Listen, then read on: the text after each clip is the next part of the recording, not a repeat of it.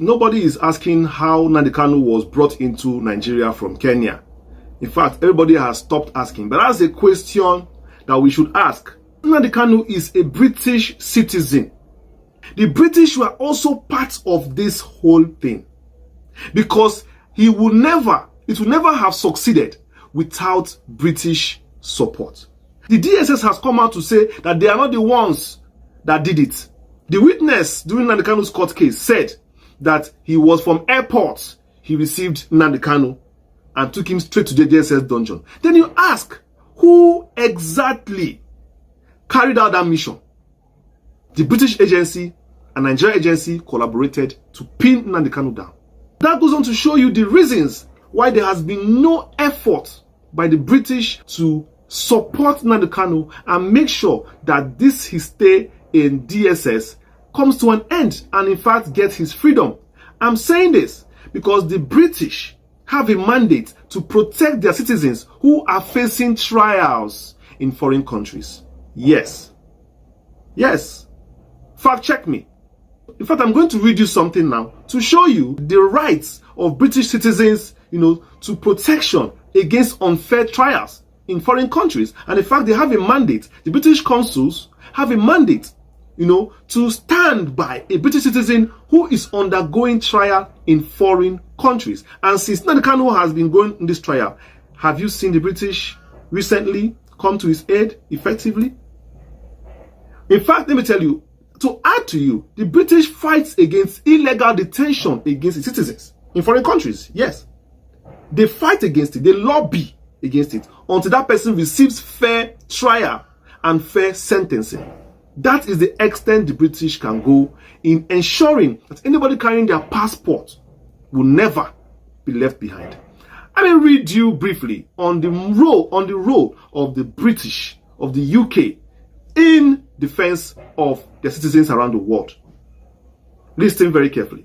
Number one, the British provides consular support. Yes, from the embassy of the country that the person is being held, the British ensure that the person is tried in line with local and international, international standards. And also, it will raise concern if the trial process appears not to be fair or the rights of the person are being violated. This is one point of what the British does to ensure that their citizen is not being, witch hunted or so. And so far, Kanu has spent 4 years in the DSS dungeon. Have the British ever released any statements to say the trial was unjust? Because 4 years in DSS dungeon is not a trial. It is just even now recently that a trial had decided to begin officially. So why haven't the British come out to condemn or pressure the Nigerian government in trying this man rightly and making sure that Nnamdi Kanu doesn't languish in solitary confinement? That is food for thought. That is a food for thought. Number two, monitoring of the case. British consular officials may attend trials as observers. They can advocate for fair treatment but cannot get somebody actually out of jail or demand that the case to be dropped. Just like you said, they are supposed to be there during his trial in consular services. British embassies in Abuja just close by. How many white men did you see in the court for the past few days? How many Oyibo did you see in court? So supporting Nnamdi Kanu all this while, standing by their citizen. How many white men do you see? Nobody. They've abandoned this man because they are the ones that put him there.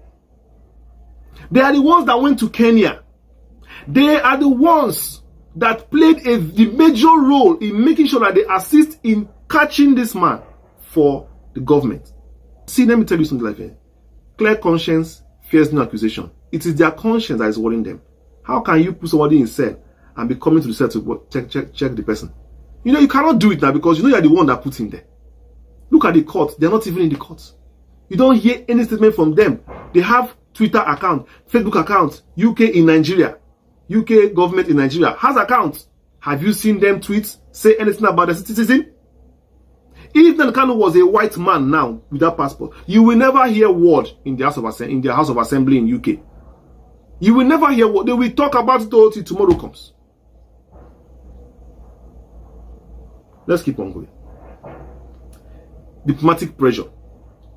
High profile or controversial cases where due process are not followed or allegations of torture arises, the UK government may raise the case at diplomatic levels or with international bodies. Yes, that is what I'm trying to tell you.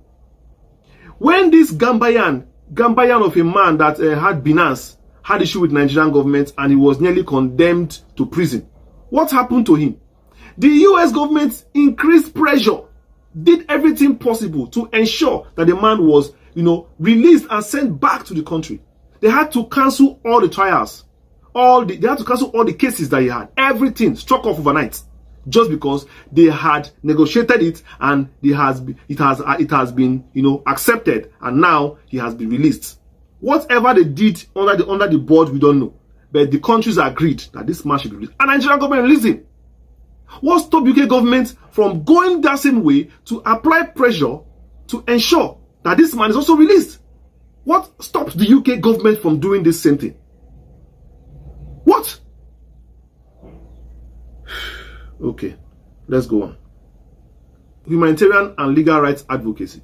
The UK may push for improvements in prison conditions or medical care. In some rare instances, they might assist in appeals or requests for clemency, especially in death penalty. Kanu was sick the other day. He complained of his ear, his chest, his heart, everything was worrying the guy. Did you see UK government pressure? He was even saying that he should go and see his doctor. They refused.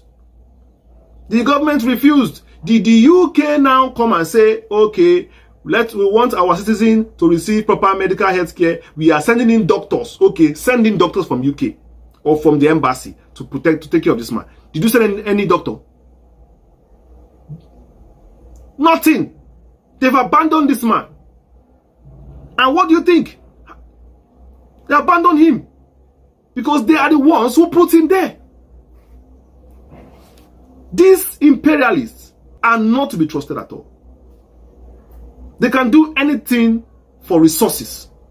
Anything for resources. They can throw anybody under the bus for natural resources. It's always for the greater good of their country all the time. They don't mind. Number 5, no legal representation. The UK government does not pay for legal costs or represent citizens in courts. That one is okay. Kanu never asked anybody, to pay his legal fees. He never asked anybody to represent him. All he wants is consular support. Yes, consular support is UK support. Your country supports you, backing you. It goes a long way. It's like somebody, you have a problem with somebody, you don't have anybody to protect you or to stand for you. People look at you, where's your father? No day. Your mother? No day. Your brother? You don't have. Your sister? You don't have. They can do you anything they like because you don't have anybody. But why would the UK come and provide such support when they are the ones that actually put him in that place? It's the UK that put Nnamdi Kanu in that cell he is now. They are the ones that bundled Nnamdi Kanu on behalf of Nigerian government. I will say it again, clearly. I will say it again because even recently, like I said, the DSA said they are not the ones that arrested Nnamdi Kanu. Until today, no other security agency has come out to claim that they are the ones that rendition Nnamdi Kanu, leaving us with two options: the Kenyan government itself or the UK security M13. Yes. Security agents of the UK, the CIA of the UK. Among the two, who do you think? And even the Kenyan government has come out to say that they did not do it, leaving us now with only one option. The UK. They are the ones that use their agents on behalf of Nigeria to abduct this man and send him back to Nigeria. Dumped him there. Never even came out to represent him because they are the ones that put him there. Did not show any body language matters in life. See, I want to advise all of you watching this video. Watch out for body language. People's body language around you matter. The body language of the UK in Nnamdi Kanu's case, is it not obvious enough for the past 4 years is not obvious enough to show you. When people are showing you who they are, take it. Stop giving excuses for them. People show you who they are. That's who they are. Stop looking for ways to pamper it and say, maybe he's not, maybe. I'm supposed to show you who he be. Now that person, now so he be. Take it for your own sake. The UK have shown who they are with this abduction of Nigeria. They have shown, even if you didn't believe before, but for the fact that for the past 4 years, they have never come out to show any form of support. Because if they had shown support, Nnamdi Kanu would not be in the DSS dungeon for 4 years doing nothing. Rolling up and down the walls of the room there. From one end to one end to one end to one end. From one book to one book. If he even allowed to read any book safe. Lying down facing the sun. Bending down facing the ground. They will never allow the citizen to be in the cell for more than a few days without trial. But the UK is saying it. And his passport is just there. And they allow it. What does it tell you?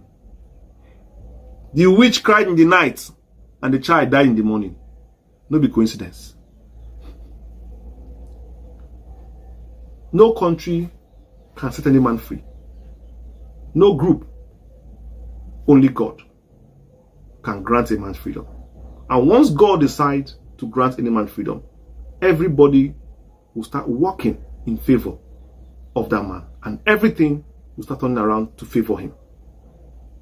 I decree today, I declare today that everything starts working in favor of Nnamdi Kanu to secure his release. Everybody around him, those people who have rejected him, those people who incarcerated him, will from today start working to secure his release. And Nnamdi Kanu definitely will be released very soon. Sooner than expected. The way it will happen will shock everyone. But so far, he has remained unbroken, unbowed, unbended, unshaken, formidable. And like I said, he is in the cell, held bound, but he is still not living in bondage. The lion himself. It doesn't matter who kidnapped you. Remain strong. One day, all this will end. Till then. Talking about Nnamdi Kanu's case and how it will affect the chances of some Igbo politicians in 2027. And again, they are talking about how release of non-release Nnamdi Kanu, that if they release him, it may make Igbos vote for the APC. If they don't release him again, it may make the Igbos hate the APC. But the other people are warning that if you release this man, vote may not come from the north. So there was a closed-door meeting on Nnamdi Kanu's case. What do you think politicians want to achieve by still keeping Nnamdi Kanu in detention? I'm telling you time without number that all the Bola Ahmed Tinubu regime want to do is that they want to use Nnamdi Kanu to play politics. They want to delay him so that if you come close to 2027 elections. But I want to tell you that it is quite unfortunate, but the Igbos leaders is going to regret it. Let me tell you, where is Ifeanyi Ubah today? Ifeanyi Ubah playing his politics with Nnamdi Kanu. Today, every money he has making, he has forgot it. He has gone to meet with his ancestors. So every other politician in the southeast, likewise me that is talking, all of us we are living this world one day. Whatever you sow, you will reap. Don't forget that Ifeanyi Ubah, he did everything, whether in favor of Nnamdi Kanu or against Nnamdi Kanu. The Igbos need to have answer to the question. Is that today, Ifeanyi Ubah children are alive. Today, Ifeanyi Ubah the lectures are hard. Whatever is so, the children will reap it. Let this government continue. Instead of fighting for their region, they are selling Nnamdi Kanu out to Nigeria government. You will see that Nnamdi Kanu head need urgent attention right now. But they refuse. They are dragging that man. They want that man to cry in their hand. They should forget that whatever life, this life, there is what we call karma. Anything they do to it, it will surely bounce back. I'm not surprised because I know that Bola Ahmed Tinubu and this PDP and this governor in the southeast, they are using Nnamdi Kanu to play politics. It is now obvious that Nnamdi Kanu commits no any offense. If you see that everything that Nnamdi Kanu has done so far, about this Fulanization agenda, about this Boko Haram, about this Fulani herdsmen, everything has come to pass. So you can see that they are just detaining him for formality's sake, so that they will keep looting the the resources of the Southeast. Are you telling me that Mazi Nnamdi Kanu is allowed? All the shenanigans that Hope Uzodinma is doing in Imo today, the one in Ebonyi State is doing, the one in Tasoluro is doing, Ebonyi is doing, Mazi Nnamdi Kanu will keep quiet. They know that if Mazi Nnamdi Kanu come out today, he will be the ultimate leader of the Southeast. Nobody will listen to the governor of the Southeast again. That's why they are trying all their possible efforts to fight that young man, so that young man will not leave. But one thing I've told people, that Mazi Nnamdi Kanu is not chosen by himself. The God of the Igbo land choose him. Yes, you must say Ojukwu came away to come and pave way. Waziri came to do his best. But this Mazi Nnamdi Kanu is chosen by the God. Because if he's not chosen by the God, he would have betrayed the people. If Mazi Nnamdi, if most of them today that are governor in the South, if they are in the case of Nnamdi Kanu, they will have rewrite the history of Igbo. They will have tell you that Igbos are not Igbo. And that's this take me to the question you asked me earlier. New Rubado is telling the Igbo governor now that cancel this Biafra Hero Day, turn it to Igbo Day. How dare a fool animal is now telling Igbo what to do? Have you forgotten that we have Wazobia, we have the Hausa, we have the Yoruba, we have the Igbo? Where is Fulani nature? But today, as I speak to you, Fulani now are now the one that is taking what happened in Nigeria. Fulani now have conquered the race of Hausa, as Mazi Nnamdi Kanu have said it. The only thing that's remaining for Hausa race now is their language. And that's why they have the audacity to come and tell you that, oh, there's something like a Biafra Hero Day, it should be called Igbo Day. Look at where we have found ourselves. These are the injustices Mazi Nnamdi Kanu is fighting for. Whether they like it or not, if they succeeded buying Mazi Nnamdi Kanu, somebody will be greater, who will do better than Mazi Nnamdi Kanu will spring out in Biafra. But then, you are looking at, let us look at the closed door meeting. The closed door meeting that they are having among the politicians, do you think there will be any possibility coming out of that closed door meeting? Do you think that they may later resolve to release Nnamdi Kanu during their closed door meeting? My brother, whether they release Mazi Nnamdi Kanu or not, Mazi Nnamdi Kanu is a hero. If Mazi Nnamdi Kanu died today, his name cannot be written off. Most of the governors today, either 4 years or 8 years, they will leave and go. Today, than you, that is the government. That means they have paid their primary responsibility to secure the people of the South. Now, we saw how Saudi Arabia deported, I'm talking about Sheikh Gumi. Now, there's now something is coming out that says that the real terrorists is Sheikh Gumi, not Nnamdi Kanu. But we've seen Fulani are comparing them that they are the same. That is the same agenda that the Boko Haram wanted, is the same agenda that IPOB wanted. That anybody that pray for the release of any Nnamdi Kanu, that person is a terrorist. What do you have to say about that? No, thank you. That I've told you now. So, Sheikh Gumi, now where did he go? He went for a Muslim Hajj and they throw him back because the Saudi Arabia does not believe the way Afghanistan, what is it called? The Yemen, the Syria are practicing their Muslim. It's not in their agenda. Muslim, the way Saudi Arabia, United Emirates practice their Muslim, humanity first before religion. Oh, this person is not Prophet Muhammad. Let's go and stone him to death. They don't practice religion like that. That is why they banned Sheikh Gumi out, because he is practicing terrorism in Nigeria. A man who is telling federal government that they should give amnesty to terrorists. Who is he? Don't you know that Sheikh Gumi is the one that is the one that is interfering for these people who are kidnapping people in the north, bandits in the north. So you can see it now that Sheikh Gumi, all his profiles are in the hands of these people, and that's why they say somebody like you cannot come and join Mecca with us. They bring it back. It's the same man who is telling the Southeast governor that they should give weapon to Southeast youth to chase out the IPOB, to chase out the this and another. Look at it. The only agenda they have, they want to Islamize Nigeria. These are their reasons. You can see the governor of the north. Are they talking about this Fulani herdsmen? How come 16 people were killed in Edo State? They want to burn Nigeria down. How come people, they have been killing my people in Benue, killing my people in Taraba, killing my people in Adamawa? Why is the governor of the north are not talking about it? If not that they have an agenda they want to achieve in Nigeria. There are governors in the north who want to Islamize Nigeria, and that's why you are seeing four Pakistan were arrested in the north today. What are they afraid of? They want to Islamize Nigeria. Are you forcing religion? Can you force religion on everybody? And that's why I'm telling Brother Ahmed Tinubu, show more courage and do the needful. If not, my people don't want this country to be restructured. Divide the country ASAP. Let everybody go on their own separate way. Now, let's look at this other angle. If, for example, we are seeing people supporting Boko Haram and they have been arrested, some of them are called repentant Boko Haram. Do you believe in repentant Boko Haram? There's something like repentant Boko Haram. Repentant Boko Haram are what is destroying the north today. Repentant Boko Haram last week here, Sipin or so was killed. And that's why when Sidious Musa will go to the southeast, Igbos don't want to join Nigeria army. Igbos don't want. How will Igbos join Nigeria army? Igbos that join Nigeria army, you took them to the war front in the north. Boko Haram will use them to do a sacrificial lamb. How will you expect the Igbos to go and join Nigeria army?